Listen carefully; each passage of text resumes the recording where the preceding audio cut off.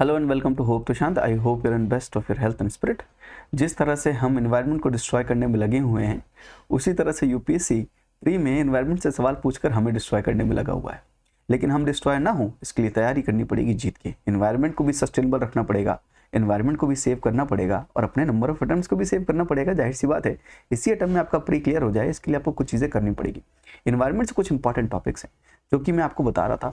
Predict the unpredictable नाम की ये सीरीज है, जहां पर हम यूपीएससी के अनप्रेडिक्टेबल नेचर को टू एन एक्सटेंट प्रिडिक्ट करने की कोशिश कर रहे हैं। ये कोई तुक्का, अंधा तुक्का या कोई ऐसा मैजिक नहीं है, पर ये बेस्ड ऑन रैशनैलिटी है। I have always said this, God is rational and rational is God. जिस दिन आप इस स्टेटमेंट को समझ गए, इसकी अंतरात्मा को समझ गए, मेरी हर बात आपको बहुत ध्यान से समझ में आने लगेगी। उसको समझने के लिए थोड़ा सा इंट्रोस्पेक्शन करना पड़ेगा। ये जो टॉपिक्स मैंने आपके लिए आज सेलेक्ट किए हैं, these are based on 3 things: themes, previous year questions and current affair. इन तीनों का जो कोलैबोरेशन है, ये एग्जामिनर के माइंडसेट से ही ड्रॉ किया है। और आपको जो टॉपिक्स मैं आज बताने वाला हूँ, ये एग्जामिनेशन के पर्सपेक्टिव से बड़े इंपॉर्टेंट हो जाएंगे और आपको एक्स्ट्रा एज देंगे इस बार, ताकि आपके नंबर ऑफ अटेम्प्ट सेव हो सकें और आप प्री क्वालिफाई कर सकें।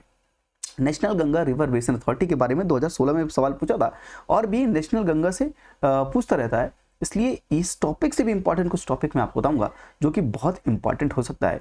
आइए विदाउट एनी डिले स्टार्ट करते हैं ये वीडियो और आपको समझाता हूं मैं कुछ इंपॉर्टेंट टॉपिक्स के अंदर भी कुछ इंपॉर्टेंट टॉपिक्स और कुछ इंपॉर्टेंट पॉइंट्स, ताकि आपको एक होलिस्टिक पिक्चर मिल सके और आप ये समझ सके एग्जामिनर किस तरह से सवाल पूछता है और क्या क्या पढ़ना हमें जरूरी है। ऐसा ना हो कि हम लेंथ टू ब्रेथ हर चीज़ एकदम पढ़ने बैठ जाए नॉलेज गेन करने के लिए। एक पर्टिकुलर सेट है, कितना इन्फॉर्मेशन चाहिए, कितना इनपुट होना चाहिए ताकि आपका आउटपुट मैक्सिमम हो। ऑलवेज रिमेंबर, इनपुट आउटपुट का रेशियो बहुत बेहतर करने की जरूरत है। सबसे पहला इंपॉर्टेंट है ग्लोबल रिवर सिटीज अलायंस। तो रिवर सिटीज अलायंस क्यों इंपॉर्टेंट है? देखिए, कुछ चीजें आप देखेंगे तो आपको दिखेगा और मैं फिर लिंक कर दूंगा आपका, ठीक है।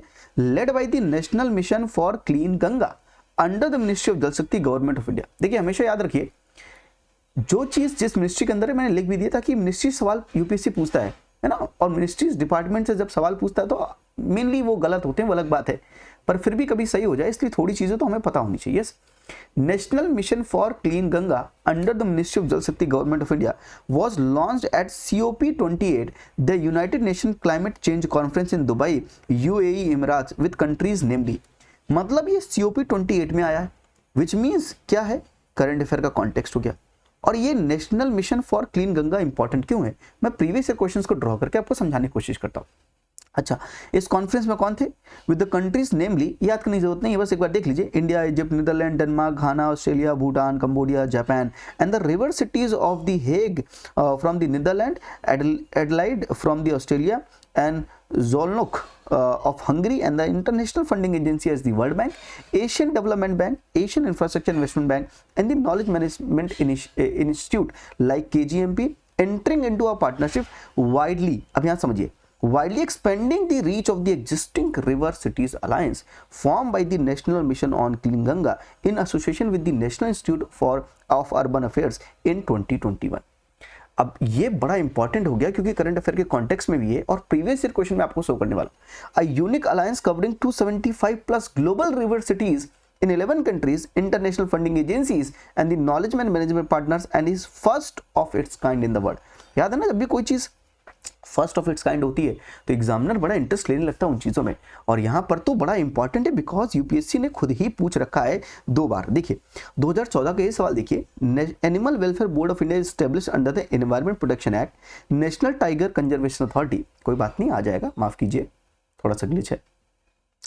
National tiger conservation authority is a statutory body. National Ganga river basin authority is chaired by the prime minister. National Ganga river basin authority, I hope you got the point. इसका आंसर क्या मुझे बता दीजिएगा। तो यूपीएससी किस तरह से पीवाईक्यू फ्रेम कर रहा है, अगर आप देखें, कुछ बोर्ड या कुछ अथॉरिटी देता है और पूछा किस एक्ट के अंतर्गत है, ये स्टैट्यूटरी बॉडी है, कॉन्स्टिट्यूशनल बॉडी है, एग्जीक्यूटिव बॉडी, किस तरह की बॉडी है, और उसको चेयर कौन करता है, इस तरह से सवाल फ्रेम करता है, बिल्कुल।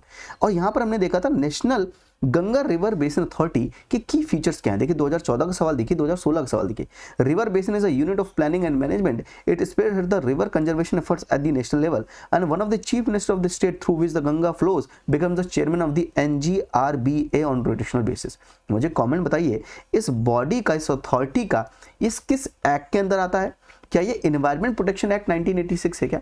और दूसरा मुझे बताइए, इस बॉडी को चेयर कौन करता है? क्या इसका आंसर क्या है? एक बार मुझे इसका आंसर बताइए, और नहीं पता तो भाई प्रीवियस ईयर क्वेश्चंस को एनालाइज आपको करना है, और नहीं पता तो गूगल सर्च करिए, लेकिन आंसर आप बताएंगे। थोड़ा सा सर्च करोगे बहुत मजा आएगा आपको। कहते हैं आंसर तुरंत बता दो, मैं बता सकता हूं, पर मैं नहीं चाहता बताना, मैं चाहता हूं थोड़ा सा आप भी एफर्ट लगाओ। आई होप ये दो चीज समझ में आ गई। तो ये दोनों चीजों से हमें समझ में आया कि प्रीवियस ईयर क्वेश्चन है। एंड तीसरी चीज करंट अफेयर का context, UN decade on ecosystem restoration में नमामि गंगे मिशन को डाला गया, विच मीन्स क्या Ganga river, Namami Gange mission, national mission on clean Ganga, ये सब इंपॉर्टेंट है बिल्कुल। और ये इकोसिस्टम रिस्टोरेशन का डिकेड क्या है? 2021 से 2030। और करंट अफेयर का कॉन्टेक्स्ट देखिए, नेशनल गंगा काउंसिल किस में आता था? एनवायरमेंट प्रोटेक्शन एक्ट 1986 में आता है। यूनाइटेड नेशन, ये कहां से लेते हैं हम? आपको पता है, United Nation recognize Namami Gange initiative as one of the top 10 world restoration flagship to revive the natural world. And DG, the NMCG receives award the function at the 15th conference of the parties to the convention of the biodiversity in the Montreal, Canada। ये 15 दिसंबर 2022 की news है, और ये PIB India. तो 1-2 साल के current affair क्या पूछता है? बिल्कुल पूछता है, अगर आप सही से पढ़ेंगे। देखिए, United Nations has recognized the Namami Gange mission initiative to regenerate India's sacred river. Ganga is one of the top 10 world restoration flagship to revive the natural world. The award was received by these people, and Namami Gange mission was selected for over the 150 such initiative, etc., etc. Namami Ganga selected over this recognition bears testimony to the concreted efforts being made by the National Mission for Clean Ganga, Government of India, for the restoration of the riverine ecosystem. The Prime Minister Shri Narendra Modi recognizing the need to regenerate Ganga River started Namami Gange program in 2014, और 2014 में हुआ था, तो 10 साल हो गए। बस यही बताने के लिए पढ़ रहा था पूरा। And committed over $5 billion to ensure that river gets clean। तो नमामि गंगे मिशन इंपॉर्टेंट है, UN decade on ecosystem restoration में है ये चीज़ें, तो इस पर्सपेक्टिव से बड़ा इंपॉर्टेंट है। प्रीवियस ईयर क्वेश्चन है, COP में बात हुई है, COP 28 में लेटेस्ट बात हुई है, तो ये सारी चीज़ें इंपॉर्टेंट है। ये पहला इंपॉर्टेंट टॉपिक, और इसी से एफिलिएटेड दूसरा इंपॉर्टेंट टॉपिक है Devika river regeneration project, north India's first river regeneration project Devika is nearing completion. It was launched by the PM Modi. This initiative, inspired by the Namami Gange campaign, aims to safeguard the sacred Devika rivers purity and health। तो आपको Devika river के बारे में जाकर इस बार देखना है, उसका देखना है सोर्स क्या है और कहाँ पर वो फ्लो होती है। आई hope you got the point कि देविका रिवर रिजनरेशन प्रोजेक्ट अगर करंट अफेयर में, तो इसका बैकवर्ड लिंकेज ढूंढकर आपको ढूंढना है। आई hope you got the point. तो ये जो होलिस्टिक पिक्चर मैंने आपको दी, आई होप आपको मजा आया।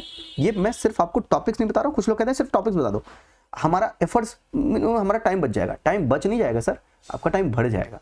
आप जब चीज़ों को सही से समझेंगे नहीं, तो आप वो आर्ट नहीं सीखेंगे, और आप खुद भी बहुत चीज़ें नहीं कर पाएंगे। तो rely on me, trust on me, जो मैं आपको बोलता हूँ करने के लिए कहता रहता हूँ, वो करने की कोशिश कीजिए, और आपको वाकई में बहुत फायदा होगा। अपने मन की मत चलाइए। अगर किसी को मेंटोर माना है, किसी के यूट्यूब चैनल को फॉलो कर रहे हैं, किसी को समझ रहे हैं अच्छे से, उनकी बातों को सुनने की कोशिश कीजिए, वो आपकी मदद करने के लिए यहाँ पर बैठे। Second very important topic is biochar. The word biochar is derived from the Greek word bios, meaning life. तो bios का meaning life है, और चार का मतलब है charcoal. Yes, and they but used in the certain application. अब देखिए, biochar is a high carbon, fine-grained residue produced through direct thermal decomposition of the biomass. Through direct thermal decomposition of the biomass without oxygen being used in the process. तो oxygen के absence में हम जब direct thermal decomposition कर रहे हैं biomass का, उससे जो क्रिएट होता है वो है बायोचार। तो बायोचार से सीधे पूछ सकता है कि बायोचार है क्या, और ये बायोचार बड़ा अच्छा है। Biochar application in sustainable land use में यूज हो रहा है। प्रोडक्शन की टेक्नोलॉजी में पायरोचार हो गया, हाइड्रोचार हो गया, बोन कोल हो गया, प्लांट कोल हो गया, ऐसे होते हैं technologies. These are the raw materials, bone coal and plant coal, and these are the technologies pyrochar and the hydrochar. आज पता नहीं थोड़ा सा टेक्निकल ग्लिच है, माफ कीजिएगा, पर दोबारा आ जाएगा भाई, कोई टेंशन वाली बात नहीं है। वेट कर लेंगे, आप मेरे साथ वेट कर लेंगे। यस, इसको मैं दोबारा से करने की कोशिश करता हूँ। जस्ट सेकेंड, आगे। प्रोफेशनल एप्लीकेशन, इसका एप्लीकेशन क्या है? Improving the soil physicochemical properties and soil biological properties. तो ये कैसे यूज होता है? प्लांट का nutrition, rate of nutrients release में, एस फ्रैक्शन इमीडिएटली कर देता है, labile fraction weeks and months में, and persistent fraction decades and centuries में। And they also support for the micro organisms, more favourable temperature and pH को maintain करते हैं, protection of from the dehydration, provided the energy source, improved aeration and absorption surface को increase करते हैं। तो they support in the plant nutrition also, कि plant को better nutrition मिल सके। अच्छा, ये समझ में आ गया कि बायोचार इंपॉर्टेंट है।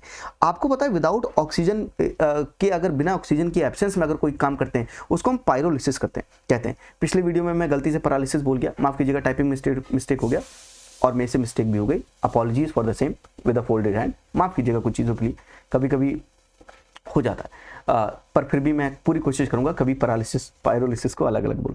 तो इंसरेशन का मैंने मतलब आपको बताया था, burning waste in the presence of oxygen. Absence of oxygen होगा जिससे सिनगैस प्रोड्यूस होता है, सिनगैस में CO, CO2 एंड H2 होता है, and this process called pyrolysis. Gasification में बर्निंग वेस्ट करते हैं in the controlled amount of O2 to produce the syngas, and biomethanation में हम माइक्रोबायोलॉजिकली कन्वर्ट करते हैं वेस्ट इनटू बायोगैस। और वेस्ट एनर्जी कैसे कन्वर्ट करते हैं उसकी चीजें मैंने पिछली वाली वीडियो में बताया था। अच्छा, टाइप ऑफ कार्बन इंपॉर्टेंट है क्या? देखिए, ब्लू कार्बन के बारे में यूपीएससी ने 2021 में पूछा था, and what is blue carbon? Carbon captured by the oceans and the coastal ecosystem. Oceans are blue and coastal ecosystem, I hope you understand the blue carbon, but different types of carbon are there. तो मैंने आपके लिए कुछ चीजें देखी types of carbon में, एक होता है black carbon, brown carbon, blue carbon and green carbon. थोड़ा समझ लीजिए, कहीं यूपीएससी इनसे भी सवाल ना पूछ ले। What is black carbon? Formed by the incomplete combustion. हमेशा याद रखिएगा, complete combustion दे तो गलत है। Incomplete combustion of these fossil fuels, woods and other fuels, it reduces the surface albedo of the snow and ice and heat the surface. और यहाँ से एक important concept याद रखिएगा, Arctic amplification का, Arctic amplification का ये कॉन्सेप्ट बड़ा इंपॉर्टेंट है। और आर्कटिक का एम्प्लीफिकेशन क्यों हो रहा है? एल्बिडो का मतलब क्या होता है? एल्बिडो का मतलब क्या? रिफ्लेक्शन से। अगर एल्बिडो अच्छा है तो अच्छा है हमारे लिए। क्या स्नो का एल्बिडो कितना होता है? तो ये जो स्नो का हो गया, वाटर बॉडीज का हो गया, क्या वाटर का एल्बिडो क्या आइस से ज्यादा है या कम है? ये भी सोचने वाली बात है। तो black carbon form by the incomplete combustion of the fossil fuels, would and other fuels, and it reduces the surface albedo of the snow. इसको याद रखिए, स्नो है, अगर स्नो एकदम चमकती रहेगी तो रिफ्लेक्ट अच्छा करेगी, लेकिन अगर कोई ब्लैक पैच हो गया उसमें तो जाहिर सी बात है एब्जॉर्प्शन बढ़ेगा और वहां से मेल्ट होगा। मेल्ट होते होते फिर वाटर का स्पेसिफिक हीट की वजह से और एब्जॉर्ब होता है और उस चीज को एम्पलीफाई करता जाता है। तो इसके बारे में याद रखिएगा। दूसरा, brown carbon. Brown smoke release by the combustion of the organic matter. तो जो ऑर्गेनिक मैटर के कंबशन से जो ब्राउन स्मोक होती है उसको हम ब्राउन कार्बन बोलते हैं। What is blue carbon? Blue carbon is a carbon stored in the coastal and the marine ecosystem. Coastal ecosystem such as mangroves, tidal marshes, sea grasses, meadows, sequesters, and store more carbon per unit area than the terrestrial forest and are now being recognized as their role in the mitigating climate change. So blue carbon are very important. The carbon stored in the coastal and the marine ecosystem. ये जितना store होगा और ज्यादा store होगा तो ठीक है, उतना कम बाहर होगा इकोसिस्टम में होगा। यस, लास्ट इज आज तो टेक्नोलॉजी ने मुझे परेशान कर ही दिया है, पर कोई बात नहीं, आप मेरे साथ हैं तो डरने की क्या बात है ना। मुझे कोई हरा नहीं सकता ये वीडियो कंप्लीट करने से, कोई भी बाधा क्यों ना आ जाए। और ये सब कुछ हमारे बियॉन्ड कंट्रोल है, तो परेशान होने की बात नहीं है। Green carbon, carbon captured into terrestrial plant biomass in photosynthesis and stored in the plants and soil of the natural ecosystem, उसको हम बोलते हैं green carbon. So these are types of carbon. और बायोचार इंपॉर्टेंट है, तो दूसरा topic मैंने biochar से बताया। आइए तीसरे टॉपिक की तरफ चलते हैं, स्टेट ऑफ क्रायोस्फीयर 2023। ये स्टेट ऑफ क्रायोस्फीयर 2023 जो रिपोर्ट आई है उसने ये बोला है, all the earth's frozen parts will experience irreversible damage at 2 degrees Celsius global warming with the disastrous consequences for millions of people, societies and nature।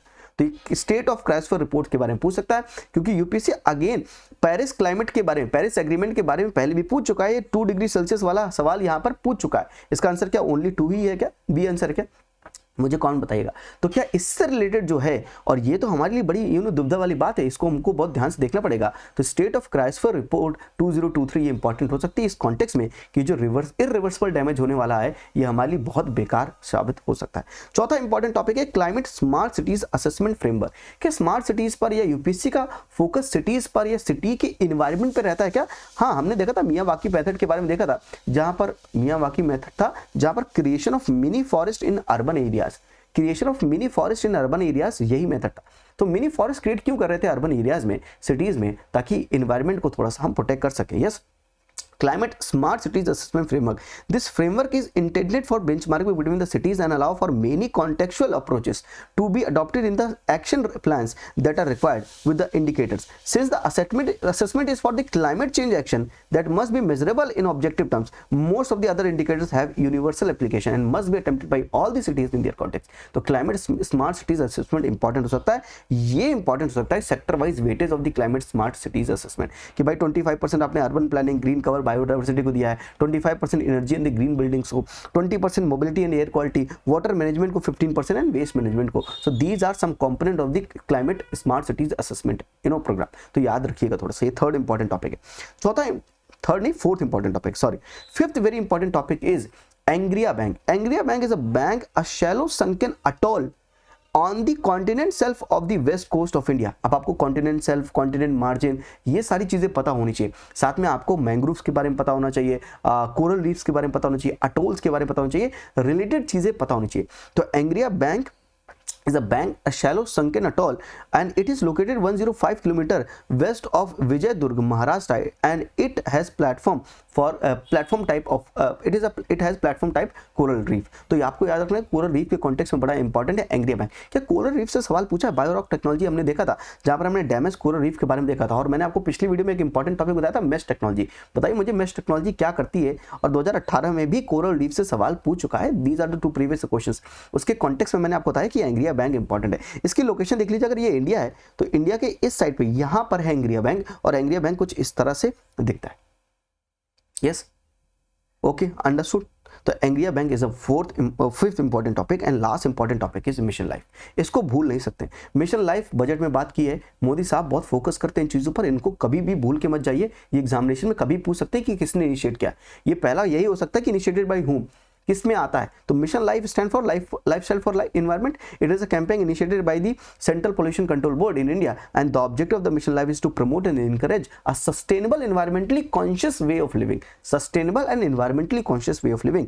इसके कुछ चीजें हैं. लाइफ के थीम क्या है? जैसे रिड्यूस कीजिए वेस्ट को, reduce e waste also, adopt healthy lifestyle, adopt sustainable food system, say no to single use plastic, save water and save energy. This is life theme, the most important topic from the environment ecology. So I have told you 6 most important topic in this video.